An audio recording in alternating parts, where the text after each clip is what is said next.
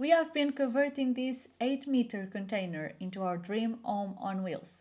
We already have a plan that took us a year to make. And I've already started turning it into reality by creating the main structure. On this video, we will figure out what is the best way to insulate it and start this process that will cozy up our future home. There is not one best way of insulating anything. There are many opinions on how insulation should be done, and it varies a lot based on application and end goal. What needs to be done is to look at your requirements and find a solution that better fits your needs. So, what are our requirements? The main goal of insulation is thermal regulation, maintaining the interior temperature always at a steady level and therefore reducing heat loss or gain. In the end, saving energy whenever we want to use our precious AC. Recirculated air. Thermal regulation is by far our most important requirement, but we are also preoccupied with moisture control, soundproofing, as well as price, ease of installation and how long it will take to install. And lastly, a very important priority, especially whenever you are dealing with a DIY project, is to fuck it up. Because we are not very good at any of this, and we are definitely capable of ruining whatever our delicate little hands touch. The simplest way to explain insulation is by describing what is meant to do. It is the resistance between the interior and the exterior. In ancient times, this was done by creating a wall of the thickest rocks that could be found. But nowadays we have technology and we still use rock, but cotton rock. A spinning machine whips the lava into thin strands of stone wool in a process that's like making cotton candy. As well as some other complex materials that not only have a higher resistance than stone, but also have many tiny air pockets in them. This works because air has a decent amount of thermal resistance, but it's normally able to move around. So, by trapping it, not only are we able to harness its full potential, but we also gain the resistance heat has when passing from a solid to a gas, and back, per air pocket.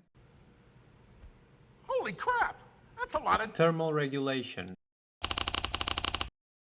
Now that we have a basic understanding of what insulation is, let's take a look at our options and their different benefits and disadvantages. We have two main types of insulation, wool and foam. Wools are fibrous and flexible materials that can be molded to different shapes. These include actual wool, glass wool, insulate, and rock wool. These wools have ranging thermal resistance, shown in a plot by the R value, which is the industry standard for displaying this information. And all we need to know about it is that the higher, the better. We have a common issue with all these wools, which is the fact that they don't insulate the walls from the air that's circulating in our living space. Therefore, condensation will appear and, with it, mold and rot will become a problem. To solve this issue, a vapor barrier can be used, which, in simple terms, is a plastic sheet to be placed in front of the insulation that prevents air from entering the walls. The issue with this solution is that we can easily mess it up. Let's move on to the foams. There are two main types of foam, spray foam and rigid foam board. Compared to the wools, we notice that the foams are better at thermal resistance, but way worse at soundproofing. Foam board gives you the best insulation for the price, but it's also the least flexible, as it only fits on flat walls, like the ones we have on our container. Spray foam, on the other hand, can fit every nook and cranny, so it does not suffer from this, and this also brings its biggest strength, the fact that it fully covers your walls and timbering, therefore protecting it from condensation. Lastly, we note that spray foam can either be really easy or really hard to install, depending on whether you decide to do it yourself or pay a professional. I shall note that to do it yourself, it's very unlikely that the result will be what you were expecting. We based our choice on all the different characteristics stated before, but most importantly, the professional opinion of the sources where we got this information from, especially this guy. And finally, my favorite, spray foam.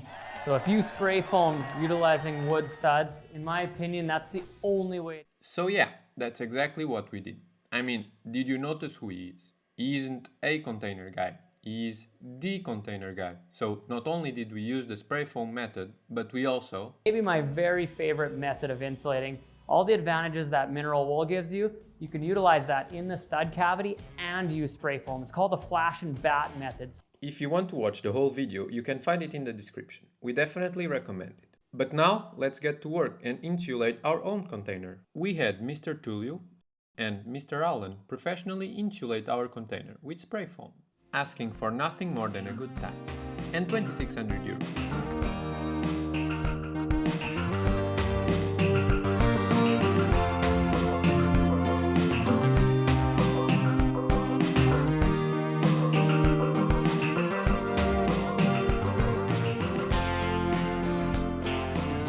We are quite happy with the work done. Even though it did cost us quite a bit, we can justify this by the end result being way better than what we would do by ourselves, completely encapsulating and protecting the wood, and therefore making sure there will be less maintenance needed in the future. The fact that all this work got done in a single afternoon, compared to the amount of time it would take us to do any of the other options, is also a great positive. Lastly, I would like to let you know that if you are keen on keeping up with the project and how the insulation deals with time, subscribing is free. So we still had some gaps in the insulation that needed to be filled in, but nothing a spray can couldn't fix.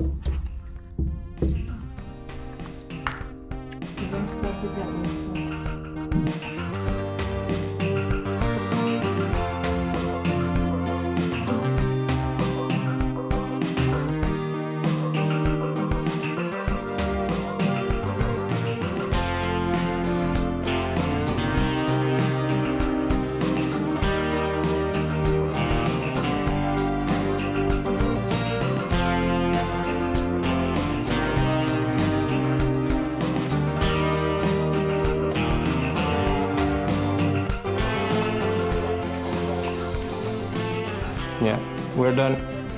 We are done. We are done with that Yeah, already. that's why if you were to use just cans, you would use so much. Yeah. Okay. But now that we have the floor covered, we are ready to go to the next step. Rock wool, which cost us 96 euros per packet, and we are still unsure how many we'll need.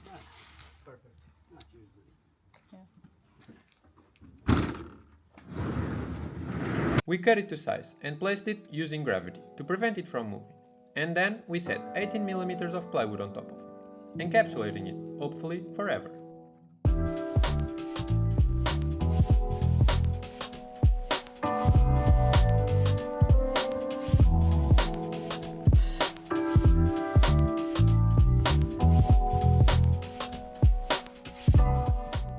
Surprisingly, the hardest part was making sure the plywoods were in the correct place, at least for now. We still have the walls and ceiling to do, so it might be a bit too early to say.